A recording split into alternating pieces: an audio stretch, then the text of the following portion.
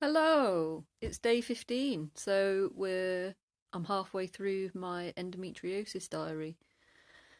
And those of you that saw the video from last night, it was hard. It was hard to talk about, and I've been feeling a little bit anxious about talking about the hysterectomy because obviously that's what I chose to have in the end after seeing the specialist and getting the options and finding out that I have fibroids, that I had fibroids.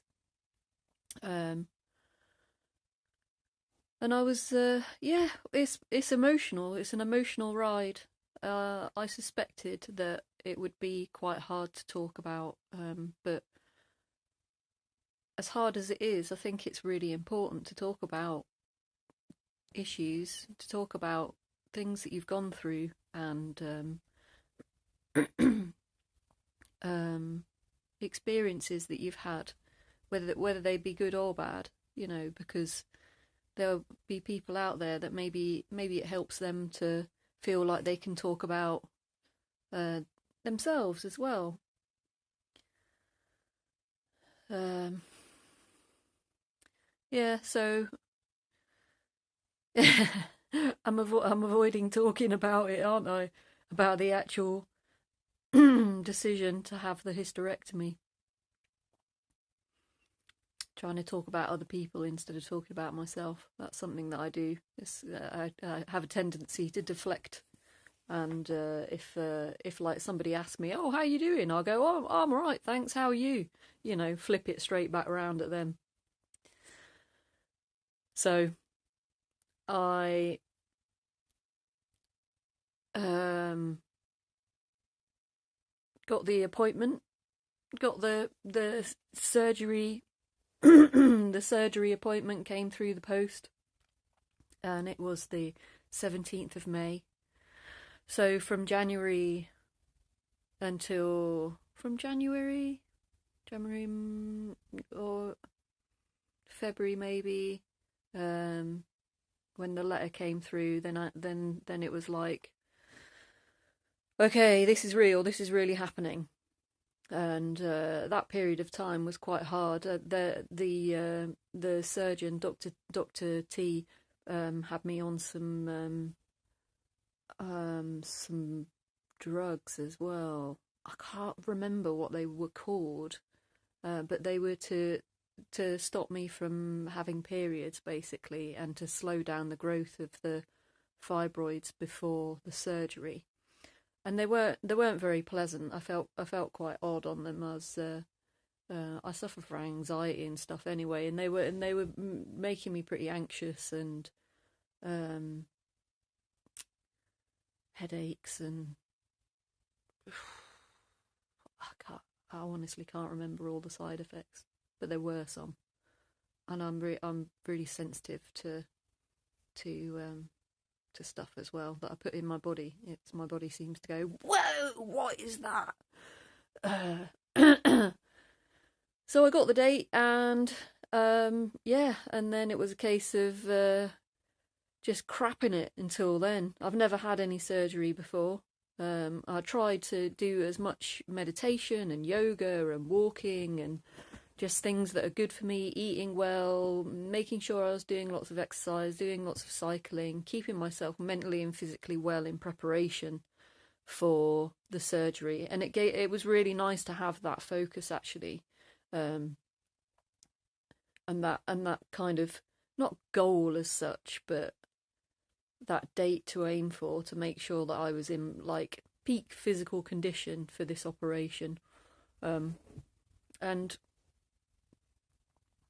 yeah, that was good for me. That worked for me. I'd recommend to other people that if you're going for surgery as well, you try and do this for yourself, because it gives you a focus and can help with you stop getting in your head about stuff, thinking about stuff too much, which can be quite harmful, really. I think it's good to get into your body. It's good to feel your body and feel what's going on. And so the surgery date came, And yeah, I was really scared. I was really super scared. So you're not allowed to eat like 24 hours before the operation. And they give you these like electrolyte and bulking food thing, not food, powder that you put in water or whatever you want, um, to kind of keep you going. So I had those, and then my the operation was set for like the afternoon the next day.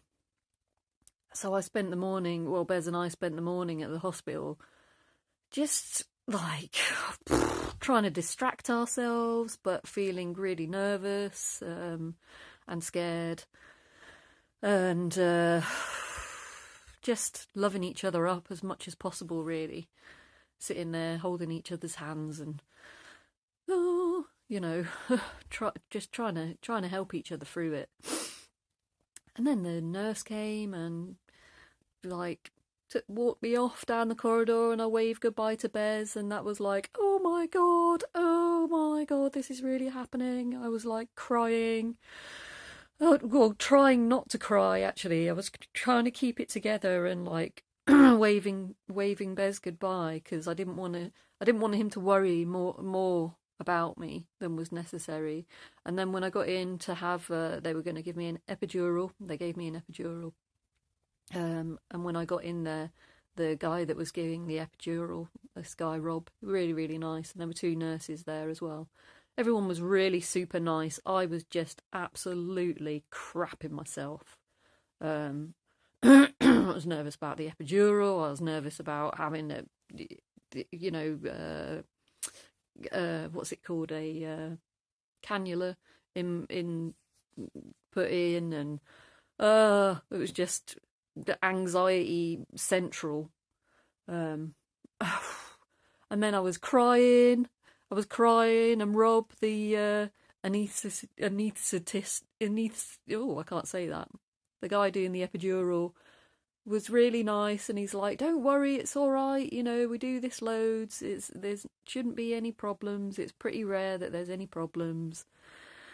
And then he did it, and it was really weird. If you've ever had an epidural for anything, it's really, really strange. There's like tingling, rushing. I was sitting on the edge of the bed because you've got to kind of put your back in a particular position for them to get the needle in to do a nice clean insertion, and my legs were up on a stool, and it took no time at all. And I was like, oh, you're going to have to help me move, to the nurses, because my legs are going. And they were like, right, okay. Got round, help my legs round. And then there was just like this cold rush from toes all the way up, very strange, tingly, and then legs gone, and then boom, gone. Out of it. Yeah. So we're 8 minutes in, so I've got to leave it there again. So tomorrow I've got to talk about this again. Oh my god! I've got to talk about coming round from the operation. Ah! It was traumatic. It was traumatic. All right. It's all right. It's got a good ending. Thanks for listening, everyone. Bye.